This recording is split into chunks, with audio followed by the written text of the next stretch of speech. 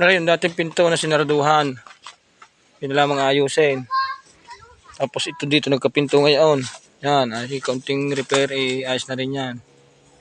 Sa bintana, ayos na rin yun.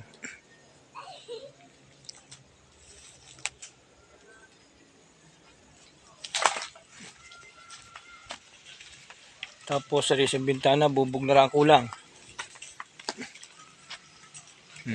Ganda na yan. Yun, ang isa pa, ayos na rin. Kaya medyo re-repair na kaunti.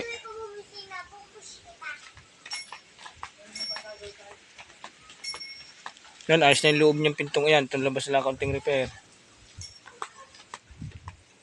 May kabit ng pinto. Yung bintana sa loob, oh.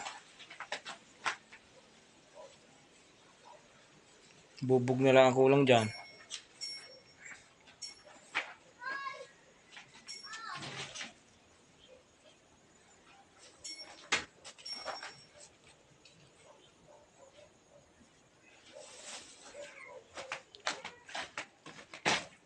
Yan ang pinto mo sa kusina.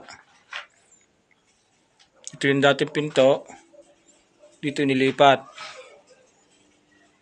Dito sa may malapit sa deposito.